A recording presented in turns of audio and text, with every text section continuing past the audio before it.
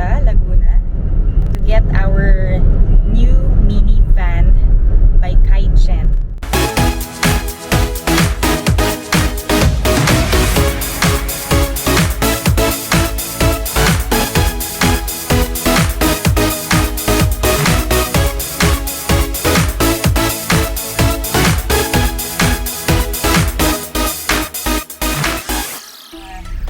We're here at Kaicene. So there, it's pronounced Kaicene, parang ganun, pero Kaicene daw yung correct pronunciation.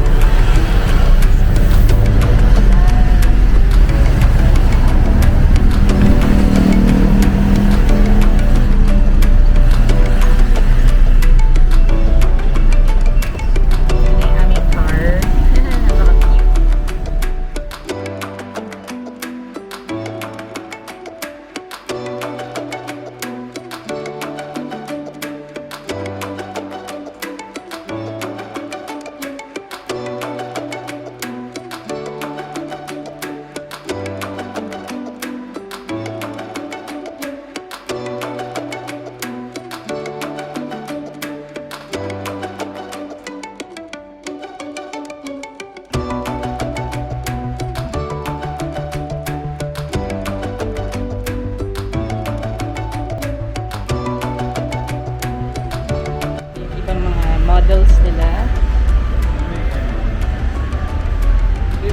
SUV, 7-seaters, so sobrang gaganda nila.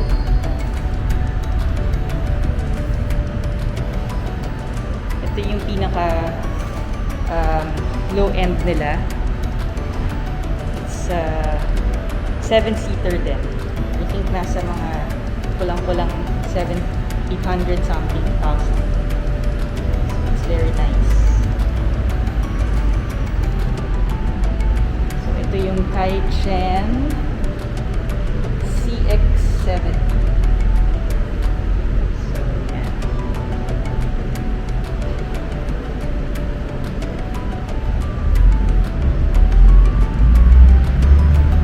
So ito yung mga nice din. 7-seater siya. Tapos may sunroof, moonroof.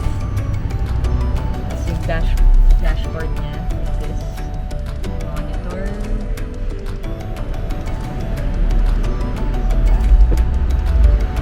This is Sangyong naman. It's a Korean brand. It's 4-wheel drive.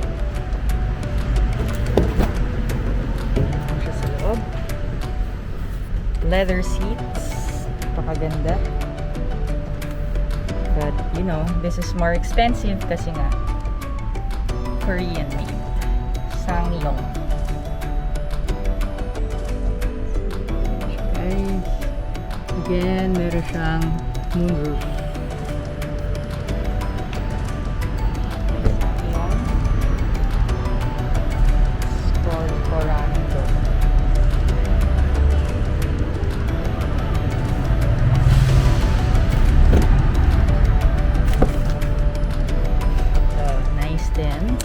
Although hindi siya leather seats, pero ito yung kanyang dashboard. Napakaganda. Kamukha niya ang interior ng Ford Territory. So there. Ito wala lang siyang moonroof or sunroof. Pero yung magandang feature nito, tignan nyo guys, para may magnet yung door. Kahit ganyan lang. Ay, ayaw na. Ayun, sumasara siya ng kahit konti lang. Hindi. Pahiya ako. What's this? Let's check out what car is this. Okay, again, Sangyong. Tivoli. So, yung itsura niya. So, this is how it looks like inside. Cute, maliit lang yung kanyang monitor. Hindi siya leather seats, fabric lang. And it's a small, compact car. Small na compact to, no? Redundant. Kaliit na nun. Pick up. The Muso brand.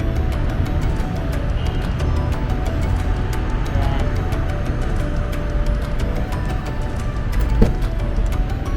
So, poging-pogi to. Leather seats. Leather interior. There's a dashboard. Meron siyang moonroof. And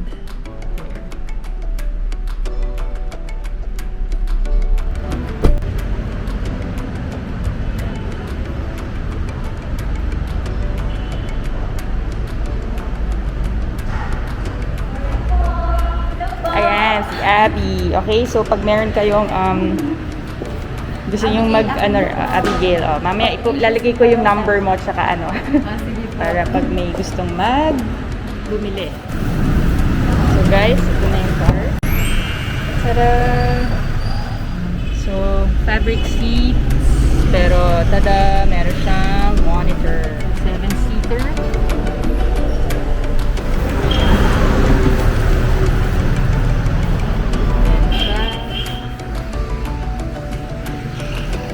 Meron tayong sariling aircon sa likod. Diba? Talagang 545. You get tapos 2 seats siya dito front. Yan.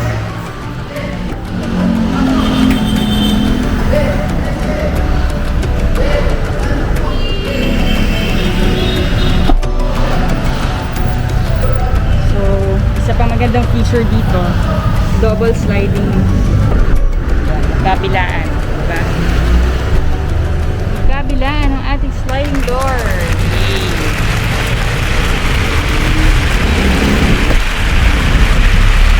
So guys, ang maganda dito, pwedeng tanggalin lahat ng seats. Pwede siyang maganyan. Tapos, ito rin, nabababa. So, natatanggal itong buong upuan. So, magiging cargo. Pwede mo siyang gawing parang utility. Kailangan ganun kalakas. Hindi po, bababa. Yan naman po, ma'am, sabi na. Babala ko ba? So yun lang.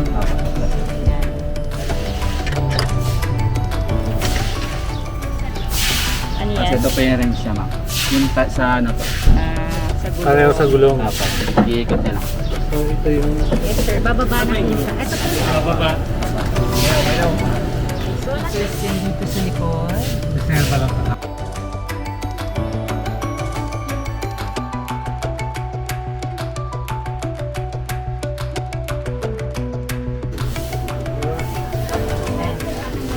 Okay, so tiyangan ang makina niya. Yan. So, ito ang ating makina. Battery. Inumihan mo naman. So, there guys. Ito. Okay, ayos mo. Ayan, nakita nyo, tiyangan yung nakasulat. It's because yung makina niya is made by Changan. So, sabi nila, yung Changan daw ang may gawa ng makina ng Ford Territory and tsaka EcoSport. And same yung makina.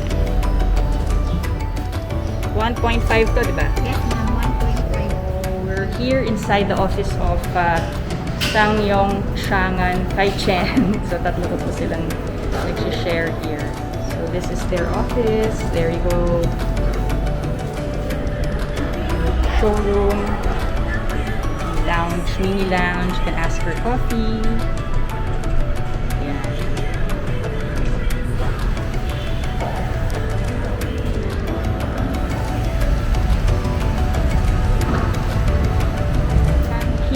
Inaantay lang namin na matapos yung tint ng aming minivan kasi gusto namin full tint sa front para for long drives hindi masyado kainitan.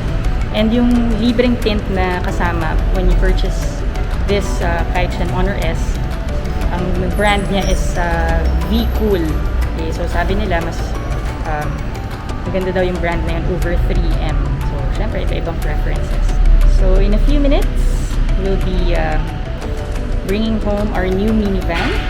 And salamat sa pagsama sa amin dito. Porsche! We're here! Are you excited, Porsche?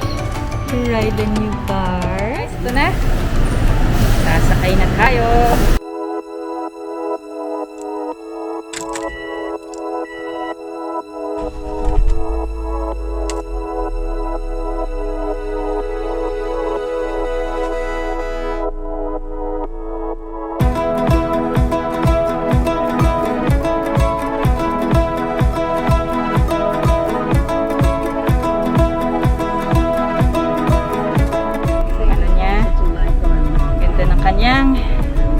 Screen, napakalaki. Sa natin ang aircon at medyo kainitan. Are you okay in there, Porsche? By the way guys, manual pala siya, okay? Minsan maganda rin manual para mas malakas yung hatak.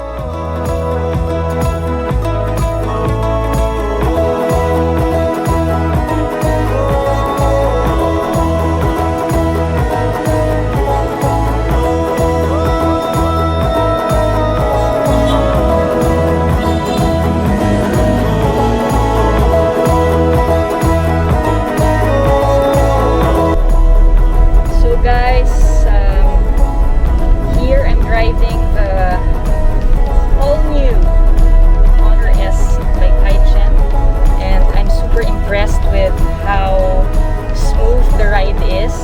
Napakaganda, napaka-smooth ang transition ng kanyang gears, yung manibela, napakagaan. Teka, bata ako nakamask. Napakagaan, and wala akong masabi. For the price of only 585,000 pesos, you get this minivan na napakaganda. I love it. I just love it.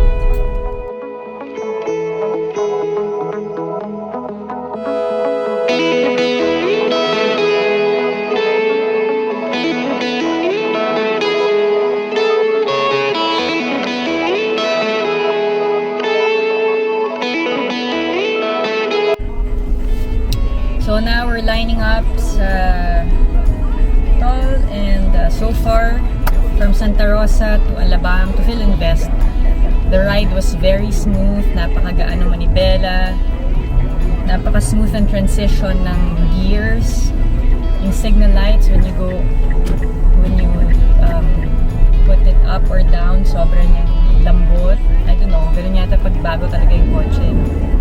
Ang only comment ko lang, no, sa gas medyo masyadong malambot, so, and yung clutch masyadong malalim, so ang tendency medyo parang ganun, nasosobrahan yung apak sa gas, kasi medyo mahirap siya timplahin kasi ang lalim ng clutch, tapos ang babaw, ang lambot ng gas. Wait lang, bayad ng tayo.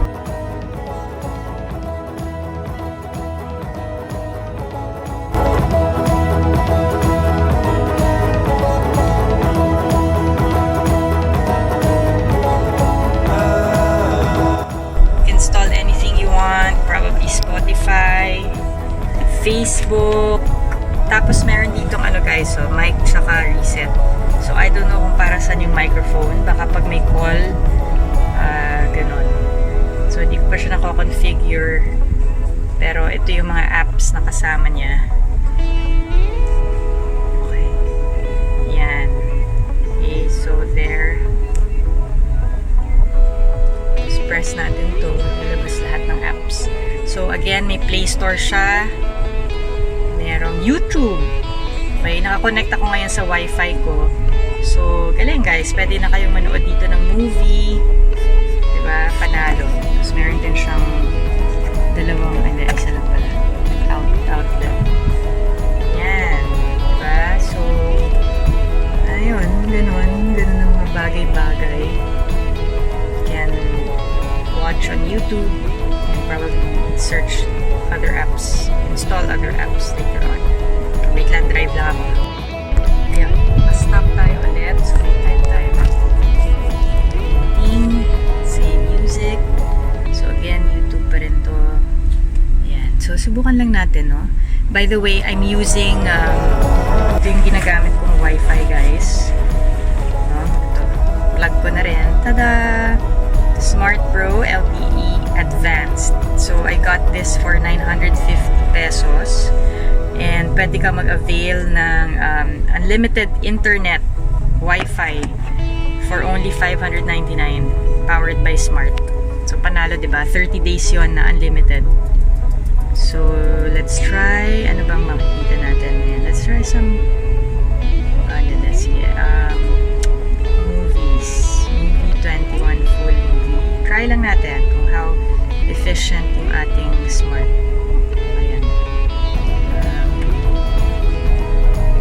Wala lang. See? So fast. Napakaganda talaga nitong panalo. For 599 pesos and you get unlimited Wi-Fi data. Unlimited data for 30 days. Shareable siya sa until 10 devices. O, diba? Pwede ka manood ng movie. So, sa mga long drives, yan, ganda.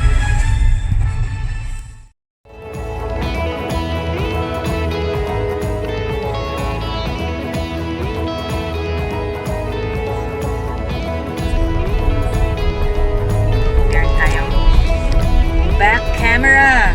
How amazing can that be? Finally, I'm home and I have with me, I brought home our new minivan, Kaicene Honor S. So far, I'm very impressed and happy with this purchase because it's very affordable with all the features, with all the technology that you can see that I've shown you. Talaga naman na sulit yung presyo na binibigay ng Kaicene.